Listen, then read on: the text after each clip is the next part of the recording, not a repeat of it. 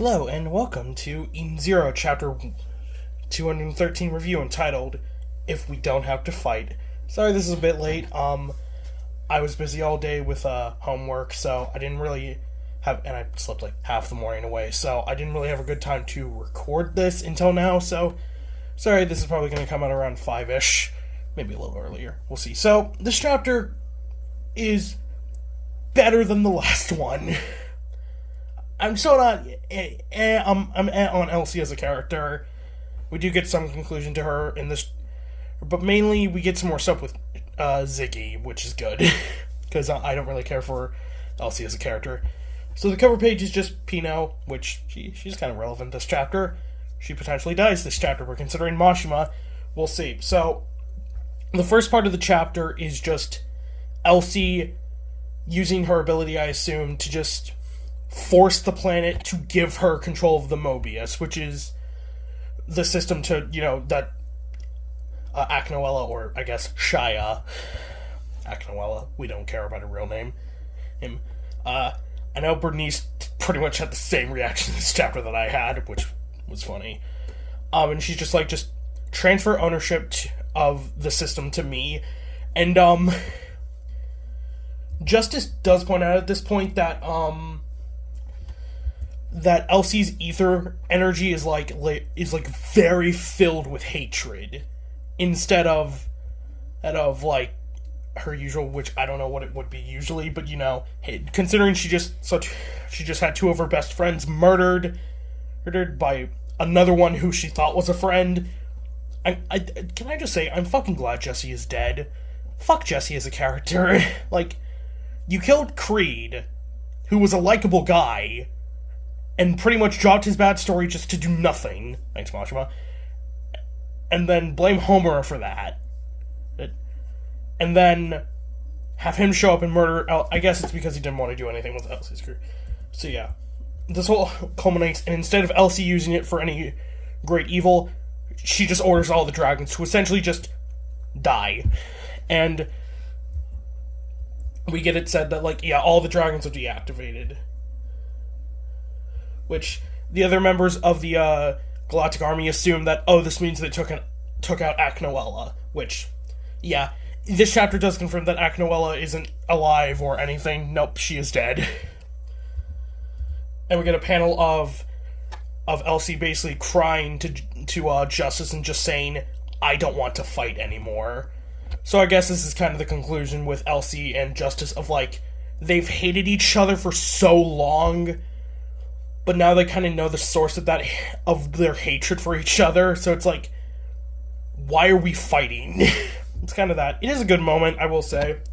It's a solid moment for Elsie as a character. I just don't particularly care about it.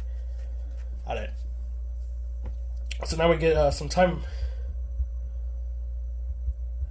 And Justice does he laments his own kind of stupidity. Because he's like, I feel like I'm seeing the real you. This is so we get the classic Jalal in there. So I am angry. I am fucking, as someone who loves Urza and Jalal a lot, and they're two of my favorite characters from Fairy Tail, the fact that Mashima has been cucking us for years on their relationship, but discount Urza and Jalal get together, that just pisses me off. So we update with Hermit. Hermit's kind of going back and looking back on it, and there was a conversation that Ziggy had with Elsie, and it's like, okay, you're gonna give Shiki the ship and all this, and Hermit's kind of like, we all overlooked this, and Hermit just goes, the real enemy, if my guess is right, then that is not gonna, we still don't know the name of the true enemy, because Ziggy is still getting censored. He says their name, but it's just jumbled text, which I think is a cool effect, Oh, who is this true enemy? Probably none of the other Arashion Seis. I doubt Saint Fire Knots is going to be revealed to be a secret villain. Though, considering Mashima's history for evil family members being the final antagonist, because we had Lucia was King's son, contrasting Haru, who was, I forget Haru's dad's name. Graver will probably be pissed at me. But yeah, that was the contrast. Then, of course, Zareth was the final villain of Fairy Tail. Fuck you, Acnologia. Zareth was the final villain of Fairy Tail, and he was Natsu's older brother. And, we assumed Ziggy is gonna be the final antagonist of Eden Zero, due to that cover page in Heroes where he's with Lucia and, Zareth. But now I'm not so sure. So, and Mashima has done evil MILFs before, We had, Irene, who, I guess Irene isn't strictly evil, but she does kind of excel in that evil. So, we have this dilemma of Shiki is having an internal dilemma with himself where he does not want to kill Ziggy. Because it's the thing of, like, you're my grandpa, I don't want to fucking kill you. Which, you may say is stupid, but it works for Shiki as a character. Like, he assumed that his grandpa had just turned evil, but now that he knows that it's something controlling him, like some dark energy, which again, I still think it would have been more... I don't know. The whole Ziggy turning evil thing is kind of still...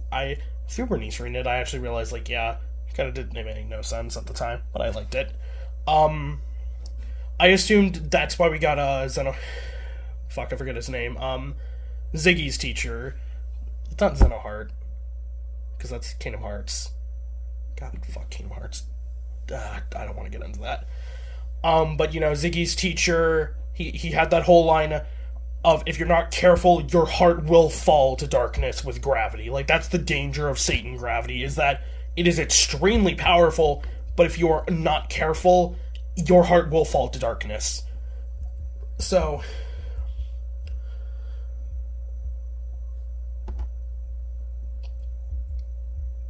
I don't know if this is a case of Ziggy is faking this to test Shiki to see, like, if he's really worthy to go to Mother, or if this is legitimate.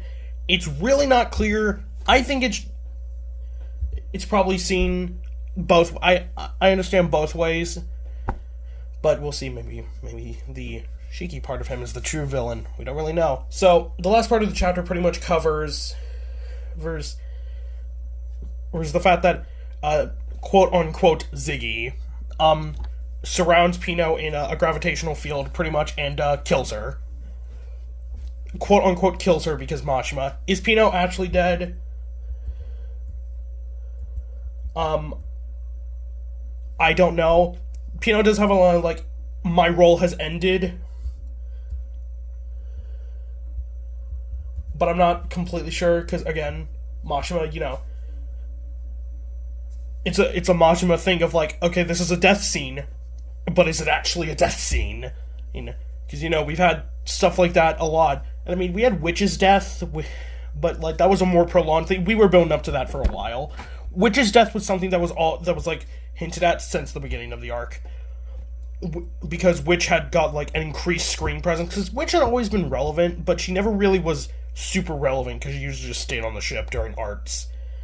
But when we, after Belial Gorn, after Ziggy's betrayal, I really miss Witch. She was a cool character. I guess we have Ivory still, who's cool, and Hermit's cool as well. But, I miss... God, it's been 3 years in the timeline since Witch died, which feels hard to believe. So yeah.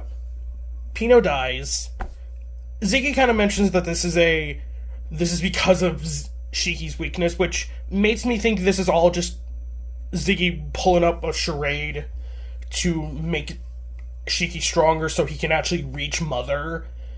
Because I imagine there's I imagine the Eurasian and States Galactica are not the only people who are that strong. Which, again, all of them are kind of jobber tier, if we're being honest. But I talked about that in the last review, so I'm not going to repeat myself.